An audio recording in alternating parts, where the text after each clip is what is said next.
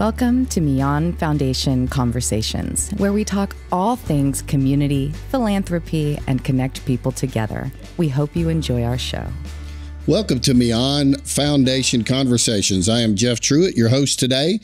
Last month, in part one of this two-part series, we met George, Ethan, and Michaela.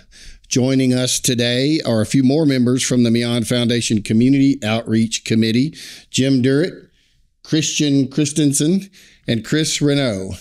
Glad to have you guys. How are y'all today? Glad to be here, Jeff. Good to see you, man. Outstanding. Our goal today in speaking with our committee members will be to hear why serving on this committee is meaningful to them, the impact we are striving to make, and to highlight the upcoming banquet we've got coming up on Thursday, April the 17th. So to start off, we're going to break the ice a little bit. So please tell us what you do outside of the Millan Foundation Community Outreach Committee and something very few people know about you. Let's start with you, Christian. Okay, well, yeah, my name is Christian. I get to serve on the Millan team. I get to serve on our construction team. So I'm a project manager on our construction team. Get to help out with different things like build-outs, renovations that we do. And so it's pretty cool getting to be part of this because it's like a mixture of the business, but also the foundation piece. So getting to do the outreach side in the business that we do is pretty incredible. Something that not many people know about me. I love fitness. I have a passion for fitness. When I'm not doing a lot of our foundation things or nonprofit things or just hanging out with family, I love to be outside. I love fitness. Outstanding. So, yep. Seems like all I've been doing lately is fitness food in my mouth. I need to work on some of that myself. There you go. That's my plan too, Jeff. Chris, what about you? Outside of this, I serve as Chief Financial Officer for Millan Foundation and trying to think about, Chief Financial Officer for Millan Enterprises. Outside of that, my passion is, aligning to what Christian stated. My passion is working on small engines and repairing and fixing those in my spare time. I really enjoy that. I didn't see that one coming. I didn't either. I hate to say this, you don't do it a lot because you don't have any grease under your fingernails. What kind of small engines, Chris? Just anything that, whether it's a water and a pressure washing system or just engines for lawnmowers, weed eaters, just small 2-cycle, 4-cycle engines. So it's just the engineer in me. It's a great escape, isn't it? Because your original degree was in engineering, wasn't it? Yes, sir. Chemical engineering. Outstanding. Smart guy. So, Jim, I probably know something about you that not many people know, but I don't think I could say that today. Please don't. Please don't. Just tell us a little bit about what you're doing outside the committee and something you want to tell people that. Well, I help Millan Enterprises in a different role. I'm not an actual employee. I'm more of a consultant, but my consulting job is COO. I don't have an office in the building, but I touch them every day. And, I get to work with, these two guys are both rock stars. Not only what they're doing inside of the organization, but also their work on the foundation as well. Probably something that a lot of people don't know about me is I'm really infatuated with Mount Everest. Mm-hmm. I would really like to climb it, but the odds, like 1 in every 10 people die, and I'm just not those odds aren't quite good enough for me. Motivated. Yeah, I'm not that motivated, but I've read a whole bunch of books about it. I could just go and I can't tell you how many times I've been on Google Map and I've flown around it and just looking at it. Oh, wow. I try to see if I could see something that, that some of these other people on Google Maps, they show you these hidden little things. I ain't found it yet. But maybe we could just find a hill not quite as big and just go out there and start with that. And work but we have to be careful because that fitness thing, I'm kind of on that same, if it fits in my mouth. That same program we were talking about earlier. That is a problem. Fun fact. Wait, Jeff, not to interrupt you, but did you share yours? My name's Jeff Truitt. Thanks, Chris, for asking me that. I am also on the Millan Foundation Community Outreach Committee. I work for ServPro when not working with the committee, and been with ServPro for about 5 years. And something very few people know about me. Want me to tell them? Sure. Go right ahead. No, because you may not like it. I don't care. Go ahead. Well, I think something about you that a lot of people don't know, but they probably know, is just you have such a passion for what you do. And so if you get involved in something, you're not 10%, 20%, you're 150% involved in it. That's one of the qualities I love about you. And you're not scared of a challenge. I think you embrace challenge. So yeah. And a lot of people know that, but I didn't know that. Yeah. I appreciate that, Jim. Now we'll move on. Get off of me. Thanks, Chris. I appreciate that. Let's start with you, Chris, since you put that one on me. Yes, sir. All right. What does serving on this committee mean to you personally? Sure. You know, as when I first got asked, when Tanya asked me this, first of all, my first question is, are you sure? But second of all, you know, I've had the blessing of participating in a Millan Foundation event on a trip to Guatemala and seeing the impact that one person, one brick can have on a community is inspiring to me. And being able to serve others and serve this committee with the talents that God has blessed me with gives me fortunately the ability to share the love of God, share what He's done in my life, and bless others that are involved in other communities. Mm-hmm. Yeah, that's a recurring thing in conversations that we've had about the committee, in conversations we've had at board meetings. It's been, oh my gosh, we're just so blessed. And doesn't it take going somewhere like that to really put that into perspective? Because it becomes all about perspective. There's no better way to see it and experience it than firsthand. And I can honestly say, if that doesn't move you and that doesn't have an impact on you, then I would say check where your heart is at. Yeah, absolutely.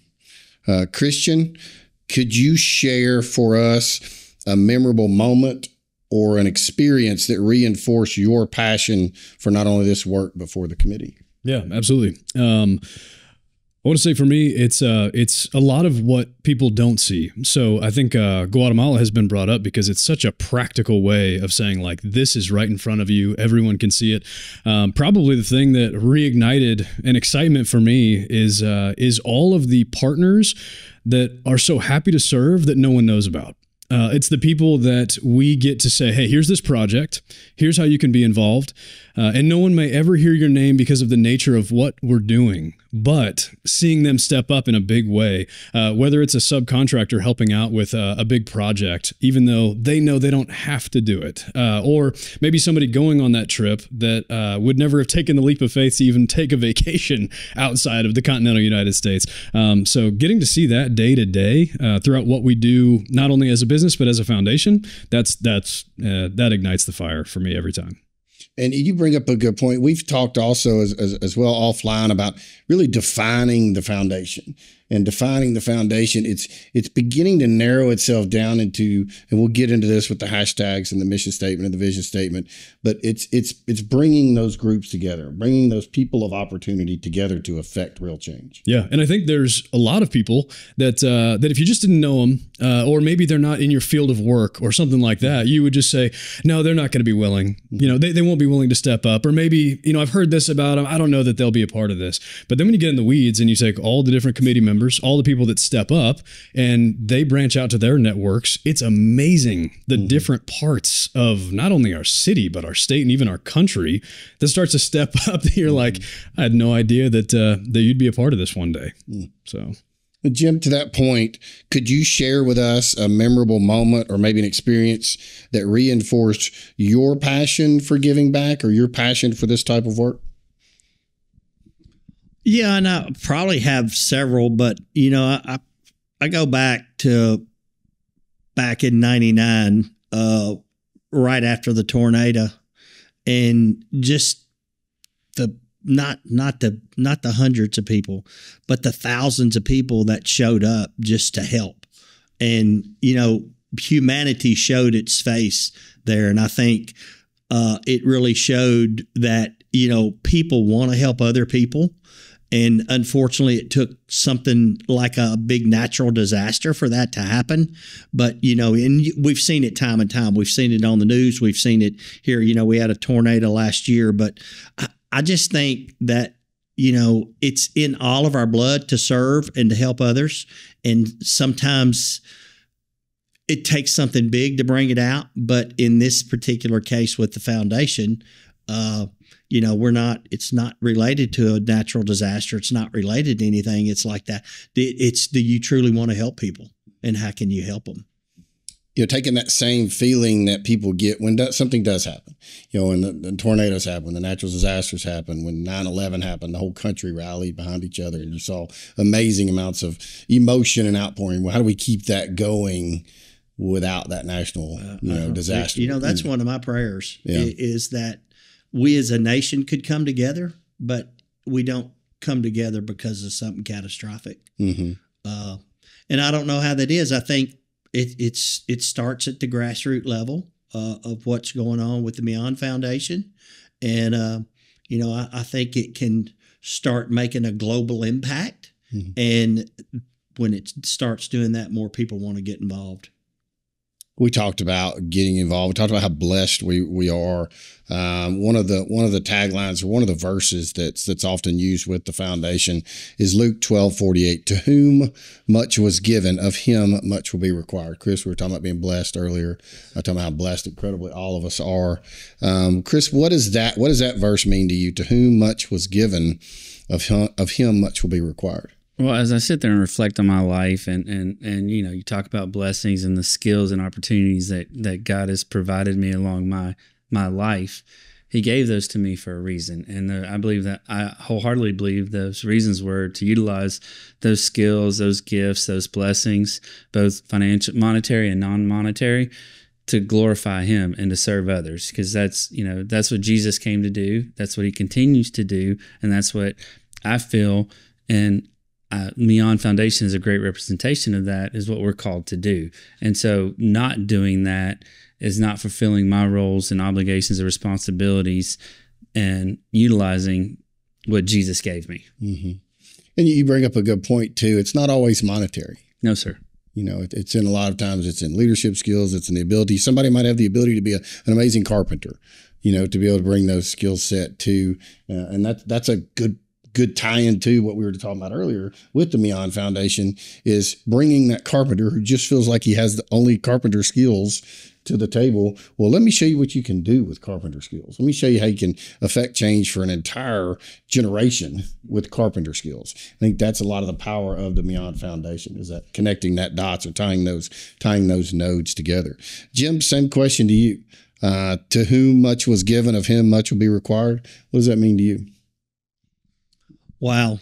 I don't know if this is a direct answer to that question, but I don't know that anything fills my heart more so than giving back or helping people. Mm-hmm. Obviously, the love that I have for my family and their love that I receive in my heart, but really it truly, truly fills my heart to be able to help somebody else. And so, maybe that's the expectation, is to help others. There are certainly givers that are out there, and you certainly fill that definition of a giver as well. And sometimes it's tough. Sometimes I know it takes a lot of time from the family you mentioned. It does. But it just, to Chris's point, it feels like you're just supposed to do that. That's just what you're supposed to do. And it's not just because we've been blessed, and we talked about monetarily, but other ways as well, about, where we were born, the community that we live in, the families that we have. The list just goes on and on. Part of what we want to talk about today is a couple of things with the foundation. We want to talk about the mission statement. We're going to talk about the vision statement, and then we're going to get into the third part, is going to be the tagline. So let's start with the mission statement. The mission statement of the foundation. The heart of our mission is to create a legacy of impact through our love for Christ. We unite with good people and great organizations to broaden and strengthen their footprint. And in the first podcast we did with the first half of this, with the committee members, we talked about that word, their footprint, and how important and how impactful that is. So Christian, what does this mission statement say to you? And do you think it helps, as we talked about earlier, the Millan Foundation clearly explain the why behind the foundation. Yeah. I do. I think it's powerful because I think of one body, many members. I think that there are so many of us that have different gifts, talents, things that we can give in order to serve and reach people. But ultimately, there are people that are better at boots on the ground. There are people that have a direct call to help those in the streets. There are people that have a direct call to help those who are having medical needs. There are people who have a direct call to help those people individually. And we get the opportunity to empower those people to continue doing that work. And I think that there's a really big shift there as opposed to actually doing the work with them. We have a lot of partners that do a broad scope of things. And so what we're able to do through our partnerships is actually directly correlate people that have a passion for those partners and connect them. And so that to me is like, that's one of the coolest parts about what we get to do is we get to connect people to people. And anybody that's lived in _Clarksville for, I want to say more than a day, knows this is a small town. Just because once you spend any time here, like you're now connected to all sorts of people. But I always think to myself, instead of going to a resource page, I love making a phone call. And because of the foundation and the connections we get to make, not even locally, but globally, when you read that mission statement, that's immediately what I think is one body, many members, and we get a chance to empower the different members of the body. And really connect those dots. Yeah. And that's just, when you see that light bulb too, like especially at our banquet, when the person that was thinking about not coming shows up and they end up meeting the founder of one of our partners and they realize that that's the thing they've been looking for, that's just a moment that's tough to explain. Same question to you, Jim. How do you feel like that defines the why of the foundation, and what is your why of the foundation definition? Well, I mean, I think Christian nailed it. I mean, he did. Yeah, Christian. Yeah, and I was sitting here saying, well, I hope he didn't ask me the same question because I'm going to have to say everything that I picked up on those vibes. Christian, yeah, but you still asked me the question. Exactly. Yeah, but it truly is. And I mean, even after he got through talking, you said it's about connecting all those dots. And that's truly what it is because, you know, Chris mentioned in one of something he said about Guatemala. This foundation's not all about Guatemala.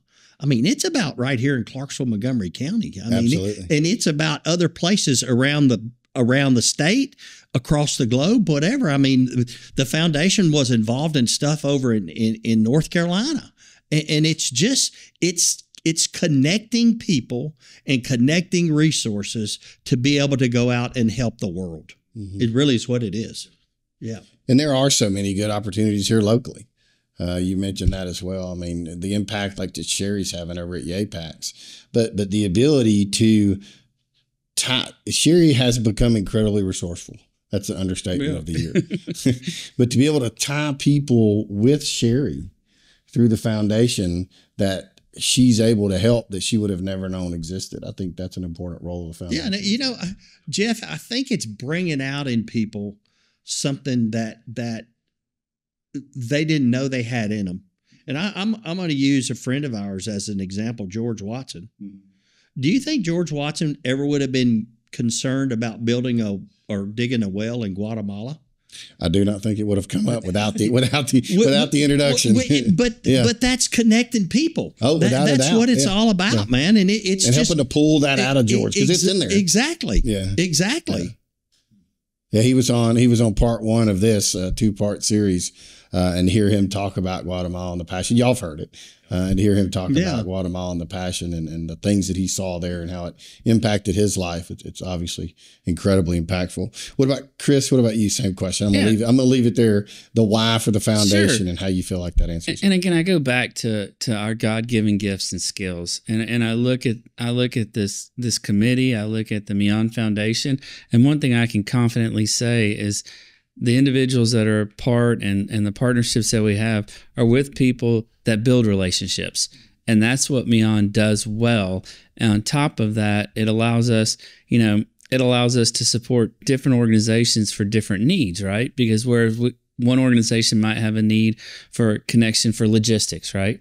Then someone in our organization is great to help that person align with that resource to accomplish their mission. And then, whereas we're not solidarily focused, our mission is to connect people to achieve their goals and objectives for their organization. And so that allows us to spread our scope and scale to serve whatever need is in the community. And that is a definite strength of this community. And that's why I think it aligns. I mean, that's why it is our mission, right? Because that's one thing that all of the people that are involved with Millan, they care about serving others. And I say that it's about, we say connector, but it's connections and relationships that move and change and impact the world.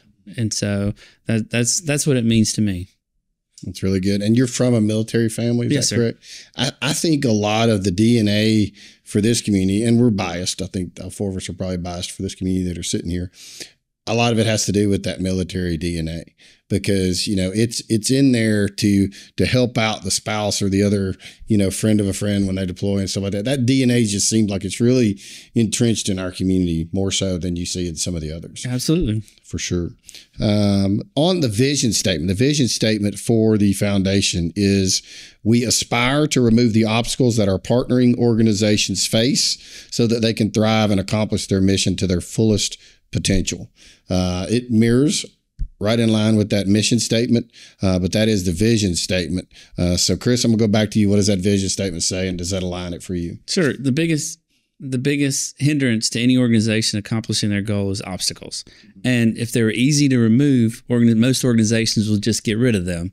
But I think having a partner that can collaborate, maybe even consider alternative solutions to removing those obstacles, or be that organization that says, we'll remove that obstacle. You know, we talk a lot about Guatemala, but, you know, there's other organizations that, hey, we need a storage facility. Okay, got it. Done. Or you need this. We know somebody that can help you with that. And you know, I think as you have these thriving organizations that are passionate, driven to serve their community, their culture, their environment, that one of the greatest things you can do is say, I'll take care of that, or let me work on that and partner with it. So it's not something they're carrying alone, which a lot of these leaders, a lot of these communities, a lot of these organizations try to carry it alone, and just to come and walk beside them, not just only for moral support or non-financial or financial support. That helps that organization and frees up that little bit capacity to drive even further the impact that they're having on their community. Thank you, Chris. So Christian, to you, first part of that, aspire to remove the obstacles that our partnering organizations face. What does that mean to you, and what are we doing as a community to remove those obstacles? Yeah. I like the idea of removing obstacles, but I also like the idea of opening doors. I think that a lot of time the obstacle is just what seems like the closed door. So it might be that connection, or honestly, it might just be a pep talk, a sliver of hope, like something that you didn't have before you got a chance to come to one of our events. I love, like, for example, like our roundtables, or even the foundation launch. The fact that, like, our leadership is willing to bring in people that can bring hope, bring vision, because a lot of times in the nonprofit world, you don't tend to start in the nonprofit world to profit. That's not exactly how it starts. And so you end up with a ton of obstacles, and occasionally it just takes someone bringing a little bit of hope, a little bit of vision, a little bit of knowledge or aspiration or a connection, something like that. So to me, how we're able to remove obstacles is actually by opening doors. And it's not always through the financial partnership, and it's not always through even being a partner in serving or something like that. Sometimes it's just, you know what? I know someone that's really, really good at this. Give them a call, go grab coffee, and see if they can help remove that obstacle. And sometimes it's not that they remove it, it's that they empower them to remove it. So it's like, it's the pep talk, it's the excitement, it's the reason we rely on one another to build each other up. So that's what that means to me. And there's certainly a level of due diligence that the committee can do as well, or that the foundation does as well. We've talked a little bit about collaboration. We talked a little bit about connecting those dots. We talked about removing the obstacles. One of the things that was really impactful to me was, and we talked about the Guatemalan, we talked about the food. We talked about the food for the schools. And so myself included, everyone across the board, if I felt like the school needed food, what would I do? I'd go buy food, right? And we'd send pallets of food. Due diligence and collaboration led to the understanding that will solve the problem today. Yeah, it's not sustainable. But if we could go build a kitchen, then the government will actually provide the food for the kitchen to cook. You know, that's a great example to me of due diligence, the foundation figure out how to solve the problem for long term and not just those immediate needs. Jim, anything like that jump out to you as you've learned? Yeah, but I mean, I just, you know, the way Christian described it is, and it really goes back to connecting people and connecting resources. And so, you know, I look at it as if the obstacle is a block wall, well, I think the foundation has the ability to find somebody that can tunnel under it. They have somebody that could probably build a bridge over it.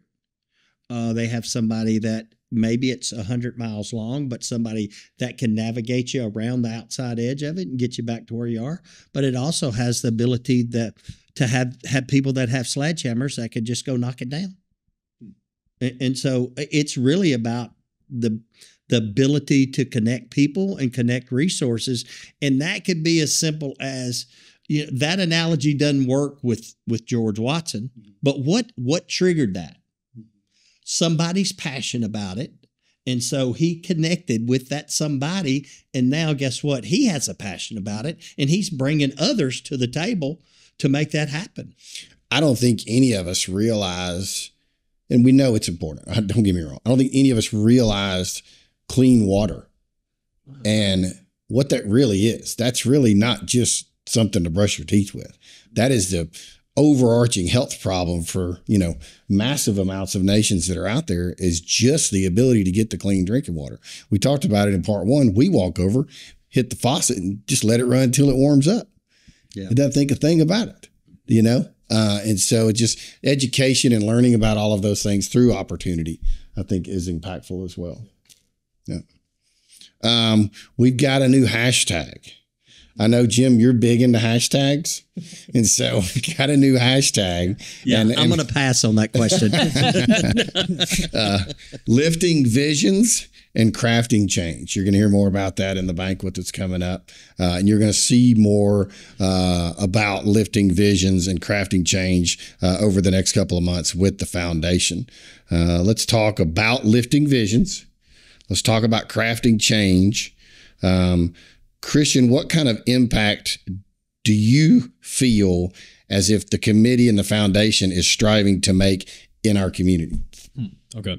I like that one because it is on a local level. I love that question. So when it comes to lifting visions, this is actually great timing because we just finished up a nonprofit roundtable where we got a chance to bring in a few local folks who they either live local or they serve local, whatever it is. So part of the lifting visions piece is to bring other visionaries in and say, hey, there is hope. There is a future. There is something outside of what you're dealing with right now. And then the crafting change piece, to me, is the practical piece. It's what people do with that when they leave. It's the people who stay late to actually look at those relationships and say, you know what, I need to stay and have this conversation because this might lead to a serve that'll change everything for my nonprofit.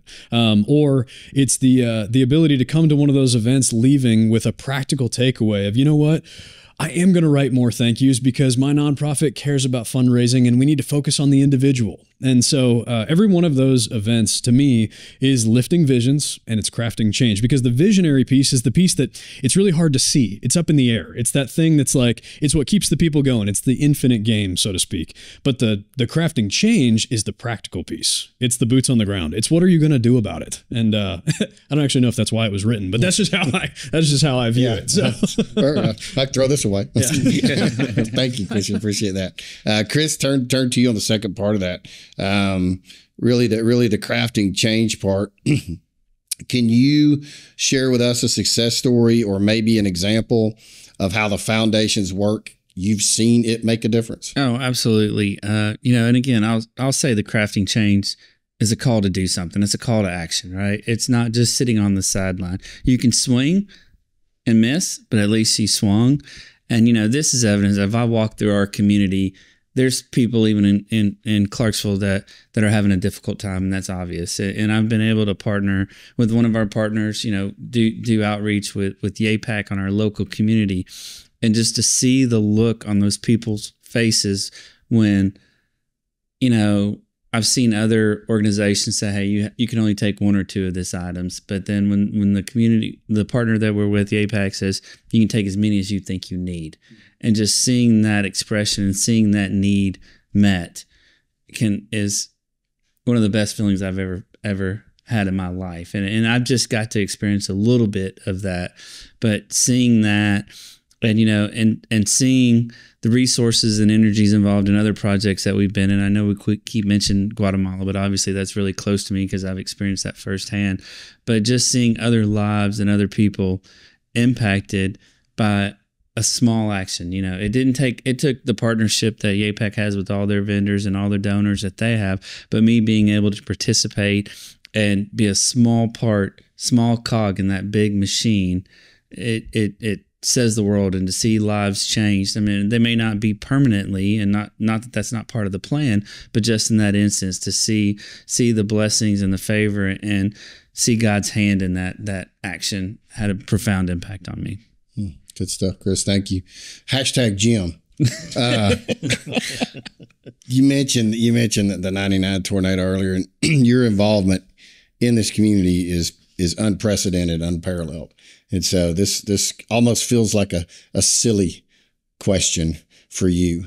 But why is, and I wrote it, so it's my fault, but why is it's probably going to be real hard to answer for me too. That's the intent. Why is community involvement and support so essential for what we do? Wow. I mean, it's who we are. I mean, if we don't have community, what do we have? If we come together, me and Chris and Christian, I mean, we're community. And so we have to have it. I like what you said earlier too, that kind of everybody's got something there. They may not know it's there, and they may need some help pulling it out. And we use George again an example because he's biggest, hardest person I know, one of without a doubt. But he had to find what it was, that he was passionate about. And he's passionate about everything. Yeah. to find out what he's passionate about. And it's I've been in on boards and part of things before that just didn't do it for me. And then vice versa, have been a part of things like, man, I get this. And I think the foundation and I know the committees that are part of the foundation give people the ability to find what it is they're passionate about. And to your point, to bring them together, find like passionate people and align them so that they can affect change and bring in different aspects. Yeah. Yeah. I don't think we could say that enough, just about how each one of us has a different role and we have a different network. And so that network, for some of us, there might be two really intentional people that we get to partner with in a lot of these things. And then for others of us, there might be 20 and each one of us coming together. It's pretty cool. There's not normally an answer that we can't find because we don't have it, but we definitely can find someone who does. Absolutely. Chris, we talk about that. We talk about supporting the helpers. So supporting the helpers, what does that mean to you? And most people would never know me to be humble, but I'm going to try to be humble here. I can't do everything, right? I can't. And so the greater good to accomplish the goal and objective of an organization or even the goal and objective that Jesus set us on wasn't individually. It was a partnership. It was a community to touch on. Iron sharpens iron, right? That's right. And we can accomplish so much more, so much faster when we work together as a team. And one of the best ways I can do is to support those that are doing, in any way possible. And whether it's through a connection, right? If it's through, performing a task for that organization or that individual, if that's what I can do to support them, then I'm contributing to their success and the greater good of the organization. That is probably going to be significantly much more than me trying to do something by myself. So Christian, add to that. How does that foundation provide the resources that Chris is talking about? Let's go really practical. Okay. Let's go really practical. There are quite a few defining organizations, I would say, in Clarksville. One of them is Austin Peay. Another one is like the school system. Another one is just some major businesses in town that do a ton for the community. Another one is the city. Another one is the county. And what's really cool about the foundation is when you look at a lot of those players in town that just really define Clarksville. And I'm sorry for all the ones I'm leaving out because there are a ton. It's the fact that we can make phone calls to those people, mostly because we either grew up around people who worked there, or we know people that went there, or we have experiences there ourselves. We get to make that phone call or send that email or reach out to the person who does know them and say, hey, what can we do about this? And ask that question. That is something that it does make Clarksville a small town, but as we grow, I think we just have to be open to those relationships expanding. Yeah, I don't. This may not be exactly what you asked, but just to give you an example of the impact of the foundation. So, I don't know, 3 or 4 months ago, a guy calls me and says, hey, our company, we got 3 pickup trucks. We just ordered new ones. We got 3 old ones. We're going to fixing to get rid of them. They're beat up pretty bad, but the motors are all good in them, everything. We've changed oil in them, everything. And I just thought maybe the foundation may have a connection over in North Carolina or over in East Tennessee, the people that were affected by the hurricane, where he said, I saw on the news all these vehicles washed away, and so I'd like to give them to somebody over there, and I don't have the means to do it. And boom, the foundation reaches out to 𝗀𝗄𝗃, and next thing you know, we got 3 people taking 3 trucks over there and giving them to families. And they were boots on the ground. That's just I don't know. That's real, and that's impactful. Yeah, and that's the impact that it has, though, and it's all about connecting. It's really about connecting people and resources. And the guy told me, he said, you know what? If I hadn't seen and heard about the foundation, we'd have sold those trucks. We'd have traded them in. Yeah. That's just amazing. Yeah. And the opportunity to do that. And you don't know either the butterfly effect of that vehicle. Exactly. You don't know. And you never will. Right. But we all know what it could be. Yeah. Right. And so how impactful is that? And being the conduit for that change, that is the resources. Yeah. That is the resources the foundations provide. Chris, anything you want to add to that? No, I was just going to say, you hit the nail on the head. Is we will never know that impact, but that meant that could have been used to deliver food to people. That could have impacted so much bigger and better. And just us connecting and putting those resources together could change the world. Yeah. That's a perfect example of impactful change that the foundation has made through those connections. Can any of you think of another specific example of impactful change that the foundation has made with the resources of the foundation?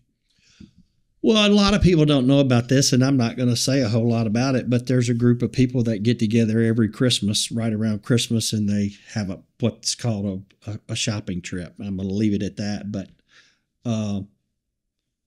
the foundation has become this resource for them to be able to distribute aid. And really what the whole purpose of the deal is to raise money to be able to help people in our community. Mm-hmm. But the foundation has created that conduit that we didn't have, and it was becoming a burden. Mm-hmm. But so we had a challenge or an obstacle that it was going to be pretty hard for us to overcome. And hey, guess what? Here's the foundation. Now we have a conduit. Yeah. Yeah. And so what are the impactful changes that have been made by that relationship that you can talk about? Well, I think what was happening with that group would have gone away. I really do. So I think it's huge. Without the vehicle to deliver it. Exactly, because you were talking about having to create a 501 3C, whatever, 320, whatever all those are. We'll leave all that to Chris. But we don't have that obstacle anymore. And Jeff, and I really believe it would have died out. Mm-hmm. But you talk about that impact. There's kids that got Christmas presents. There were schools that were provided food. There's women that were helped. Mm-hmm. I mean, it's just, a huge impact. It's a long list. We do have a banquet coming up. So this is the second banquet for the Millan Foundation. This year it's on April the 17th at 6 p.m. at the Wilma Rudolph Events Center. I know that tickets can be gotten on the foundation's website. I know there's social media posts that go out. There'll probably be some type of #/Jim QR code that's below this podcast as well. That will give people the opportunity to purchase tickets. Tickets are $50 for the banquet, and that's going to cover the food and the cost of the banquet, or come close to it. May not cover all of it. But at that banquet, there's going to be silent auctions. Second favorite thing. Auctions. A little bit of what, Chris? My second favorite thing, auctions. Auctions. Yeah, buying small motors. Yeah.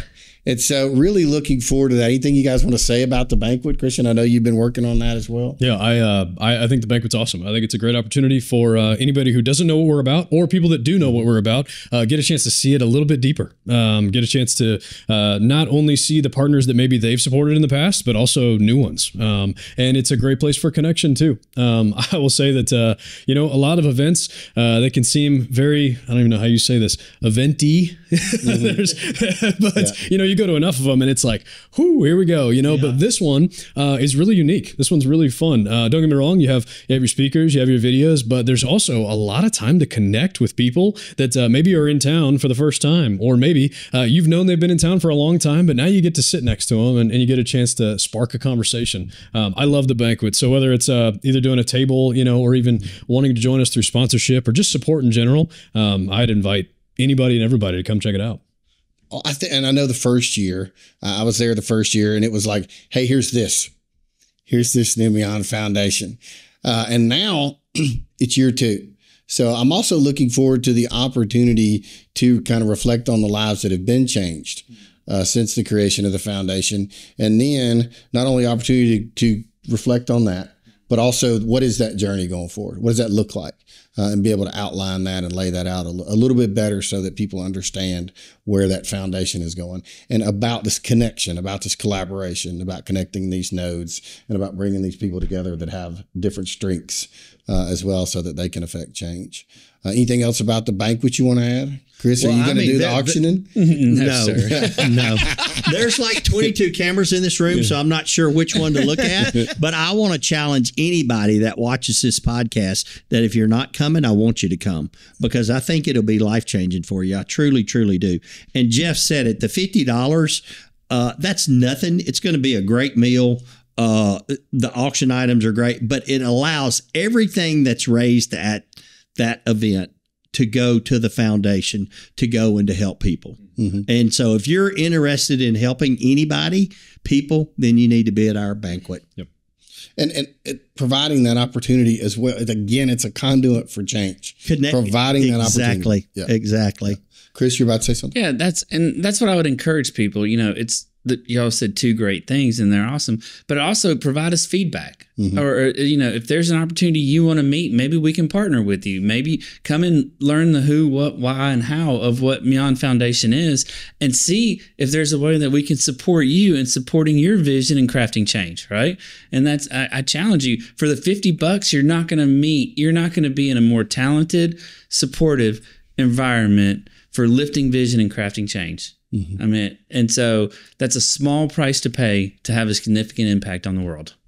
Hashtag. And to add to that, everybody there is humble. Yes, sir. They're not doing it to build a resume. They're not doing it for any other reason than to help people. And so if you want to meet those kind of people, it's worth the $50. It's where to be. It's where you want to be if you want to affect change, for sure. That's right. Exactly. Yeah, for sure. Yeah. So on the foundation, have I not asked you something, Chris, about the foundation or about the community committee that you would like to take this opportunity to let the people listen to the podcast know? Yeah, I think others have alluded to it. I've served on a lot of boards with a lot of vision, a lot of passion, going in the right organization. And I will say this about Millan Foundation in general and the board member, is this is the most self-sacrificial group of individuals I've ever had the pleasure of working with in my life, and that their passion is to create a positive impact and to drive change and support those that are doing that by any means possible. Thank you, Chris. Christian, same question. What have I not asked you about the community foundation, about the community committee, or the foundation that you would like for people listening to this podcast to know? Yeah, I think that we've talked a lot about what the mission is, what the vision is, what we do, even practically. But I almost want to pull a mayor here and just look straight into the camera and say to the nonprofit, to the individual, to whoever's watching this, like, you have a vision. You want to craft change. There's a reason that you're listening to this today. I just want to invite you to take the leap. Take the leap of faith. Say yes to the next step. Like, God put that in your heart for a reason. And every single one of us has something in our hearts. And we have just been worried. We've been doubting. We've been scared to take that leap. Maybe for you, it's the fact that you'd have to have a conversation with someone to be able to take that next step. Maybe it's financial. Maybe something scares you. But I just want to invite you to take the leap. The reason that we have that hashtag of lifting visions and crafting change is because we believe in it. Every single one of the nonprofit partners that we have started with a small vision, a small experience. It could have been on a street corner with somebody homeless, or it could have been in another country looking at a child that needed nutrition. Didn't matter where it was. It started with a small dream, a small vision, and they took the leap. And God has brought them this far, and now we get to continue empowering them. So whoever you are listening to this, it's time to take that leap. It's time to say yes to whatever it is. And to me, that's what we get to do every single day. Outstanding. High five. Yeah. Jim, you can follow that. Yeah. No, God, I can't. So, yeah. I mean, that's the commercial right there. Yeah. So make sure you got that. No, that is awesome. You just play that on roll. I do think, I mean, Christian nailed it, but the hashtag, and I'm not a hashtag person, but it says lifting visions, not vision. Lifting visions. And so it's not just the vision of the foundation. It's not just the vision of the Millan Foundation. It's just like he said, it's that person that started off on a street corner helping homeless people. Just, they saw somebody and every day they brought them food. And so then it just grew and it can grow. And so what is their vision? We want to help you lift that vision. We want to help you accomplish that vision. So it's not necessarily lifting our vision. It's lifting visions. Visions. Well said. So, Chris, thank you so much for your valuable time today. Jim, thank you for your valuable time. Man. Christian, thank you so much for your valuable time and that 30-second commercial we're just going to roll there for the. Let's just be clear, that came from being empowered by individuals like Chris, Jim, Leo, different people in my life that have empowered. You know what I mean? So I feel like each one of us has, credit to give, but man, what an honor to be at this table. Absolutely. It's amazing. Thank you, all three of you guys. Look forward to seeing y'all on April the 17th at 6 p.m. at the banquet. Tickets available again on the foundation website, on the social media links, and underneath this podcast, wherever that's going to reside as well. And thank you very much for joining us today on the Millan Foundation, and we look forward to seeing you at the banquet. Visit our website to stay up to date with everything going on at MillanFamilyFoundation.org. Thank you for listening to Millan Foundation Conversations. And until next time, do the next kind thing.